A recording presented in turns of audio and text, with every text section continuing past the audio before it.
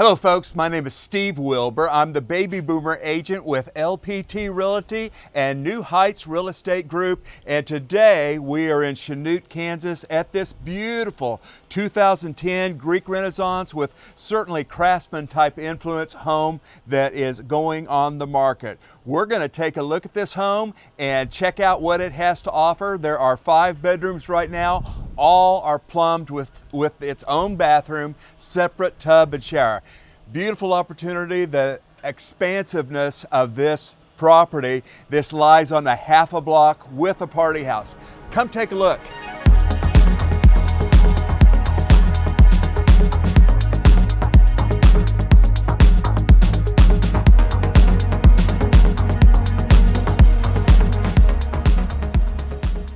Hey, so now we're going to go take a look at this 2010 built mansion. We call it the Fisher Mansion, which was named after the family that originally built this. We're in Chanute, Kansas. So Chanute is a quaint little town. We got a brick-lined street right here with cars going by. It's kind of like Mayberry on Andy Griffith's show. So we are about 2 hours from Wichita, Kansas, about 2 hours from Kansas City, and we are about 2 hours from Tulsa, give or take a little bit. So we are right in the middle of 3 major metro areas where you can certainly find flights out to any area of the country. Let's go check this out. This is all original limestone, original brickwork. The renovation is, I would say, about 80% complete. All the big stuff is done. Plumbing, new lines have been run. New electrical service has been run for the most part, but there still is some cosmetic things that need to be done. But paintbrushes have not touched this wood in over its 125-year existence.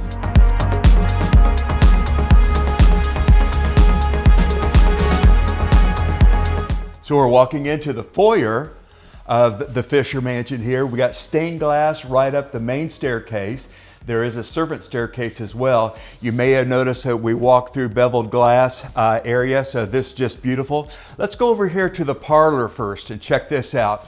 Right above us, we got an arched entryway into this long lobby. And you may want to notice these beveled glass pocket doors.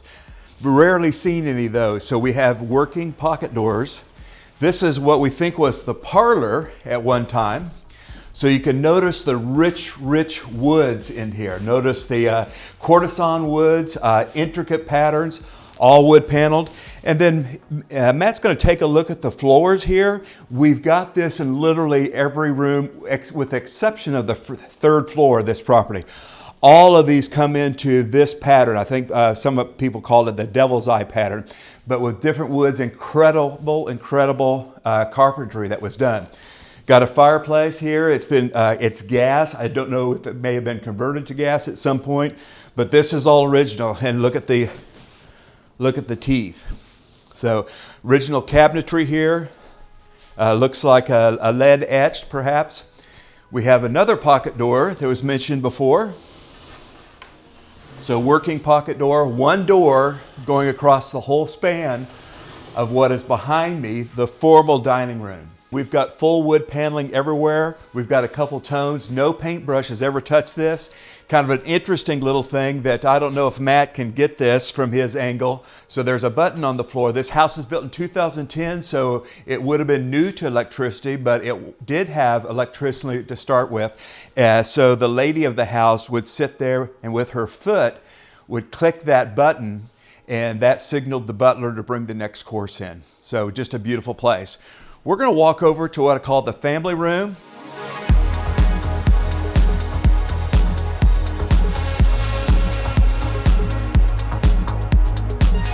So this is a large room, and just look at the thickness of these walls.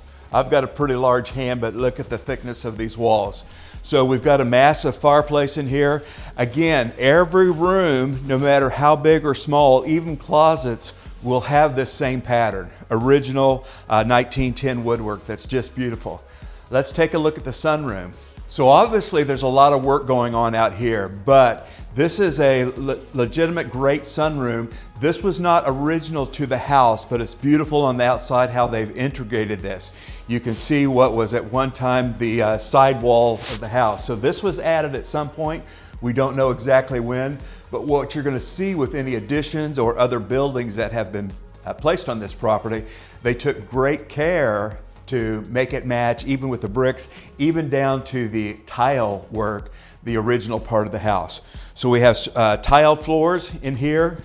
This is the back of that fireplace, and we're walking into the other door of this large family room. So I could see this being a place where people were entertained. Maybe the parlor room could be a music room if you had a grand piano or something like that. Let's go ahead and go up the grand staircase and check out the bedrooms, and then we'll look at the kitchen area and some other parts. Beautiful stained glass, very nicely backlit. This property sits on half of a block, and it is shared here. The block is shared with the Methodist Church, which is directly behind this house. This is one of the 3 bedrooms on the 2nd floor. We also have a 3rd floor finished to take a look at. So as you can see, windows have been replaced. Lath and plaster has been taken out. So we've got modern insulation and then new wiring behind that and so forth. So there's a lot that's been done. It's just not quite finished. In this room, we have an older renovation of an older tub and shower and a full bathroom. Every bathroom in the home has its own shower, separate shower and tub, stool and sink. So we're back to the main staircase here, and we'll be going into the master. Again, the beautiful woodwork pattern. This is it's made to be a walk-in closet for the master suite. And then we have a large bath with the old style tub. And again, this plumbing is not hooked up at this point. And we've got a beautiful walk-in shower right behind me. And we've got plumbing here for the sink to go in as well. This is the 3rd bedroom, so notice this little area as I walk in the door. They even took care to make this pattern, and then it's in the larger part of this bedroom.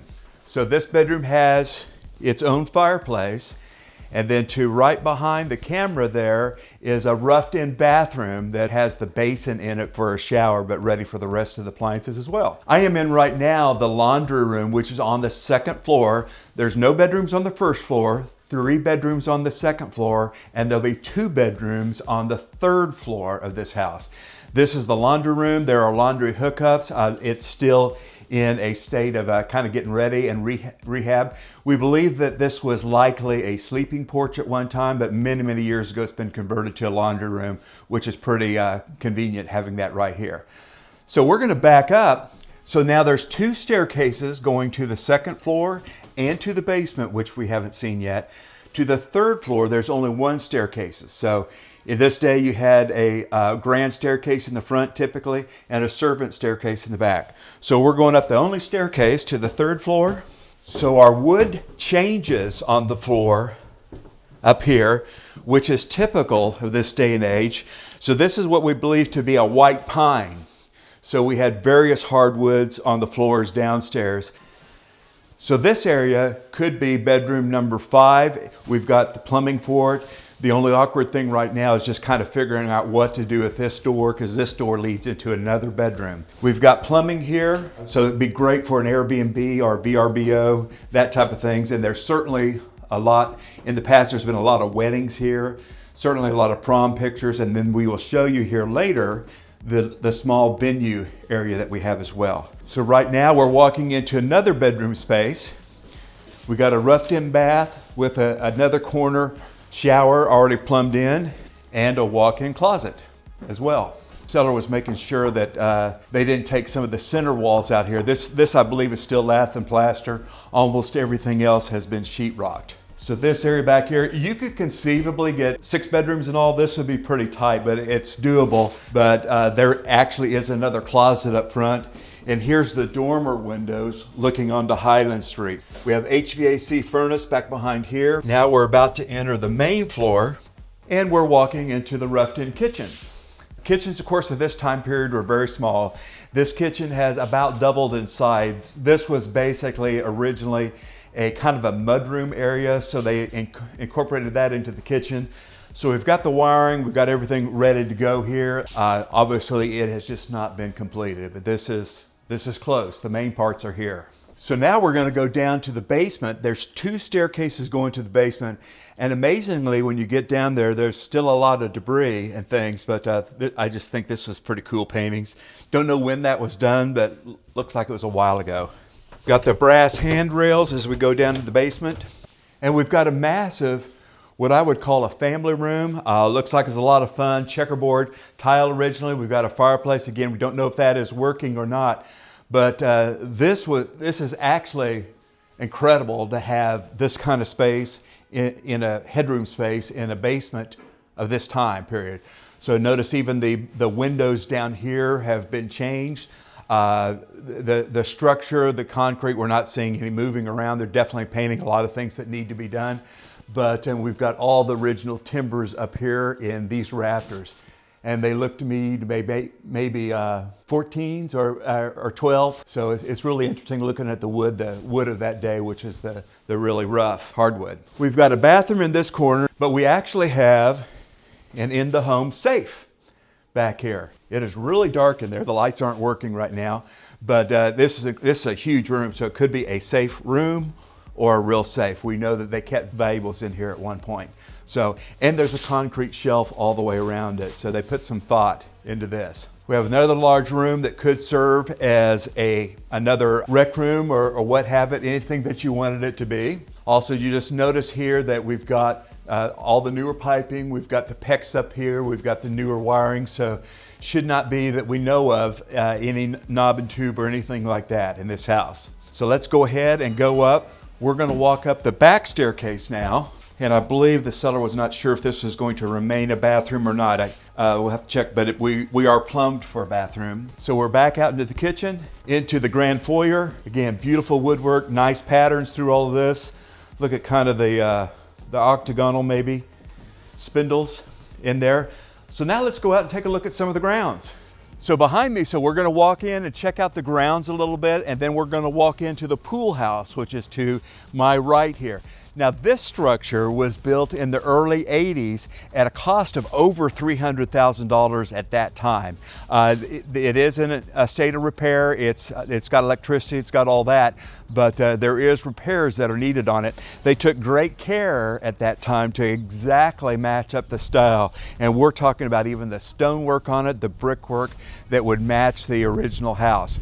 This is built for, they called it the pool house, but basically it's been a small event center. Again, small weddings have been in there, different meetings, high school functions and so forth here in Chanute, Kansas.